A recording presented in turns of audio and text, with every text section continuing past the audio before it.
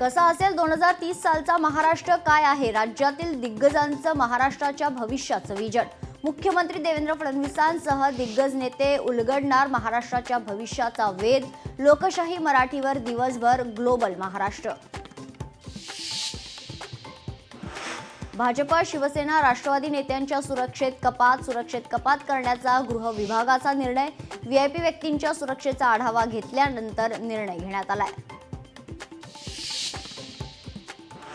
Mumbai महापालिकेसाठी Shiv Sena action मोडवर. उपमुख्यमंत्री एकनाथ शिंदे आणि खासदार श्रीकांत शिंदेंच्या नेतृत्वात शिवसेना खासदार, आमदार आणि पदाधिकाऱ्यांची आज महत्त्वाची बैठक.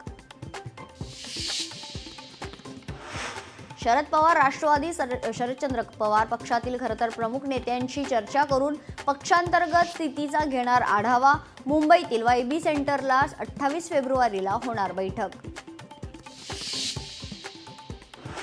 मुंबई महापालिकेतील कर्मचाऱ्यांचा आज मोर्चा. विविध मागण्यांसाठी म्युनिसिपल मजदूर युनियनतर्फे दुपारी 2 वाजता आझाद मैदानात आंदोलन. नागरिकांची कामं रखडण्याची शक्यता. दिल्लीत होणाऱ्या 98व्या खरंतर मराठी साहित्य संमेलनाला माजी संमेलनाध्यक्षांचा विसर. संमेलनाची तारीख जवळ येऊनही माजी संमेलनाध्यक्षांना साहित्य महामंडळाकडून निमंत्रणच नाही. राष्ट्रवादी, शरदचंद्र पवार पक्षाच्या खासदार सुप्रिया सुळे आज बीडमध्ये देशमुख कुटुंबीय आणि ज्ञानेश्वरी मुंडेंची भेट घेणार. हर्षवर्धन सपकाळ आज काँग्रेस प्रदेशाध्यक्षपदी पदभार स्वीकारणार.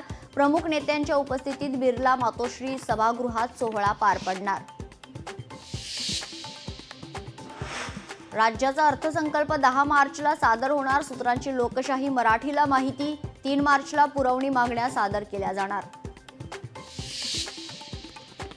मुंबईतील मिठी नदी स्वच्छता प्रकरणी 3 कंत्राटदारांची चौकशी. नदीचा गाळ काढण्याच्या कामात अनियमितता आणि निधीच्या कथित गैरवापराबाबत चौकशी सुरू.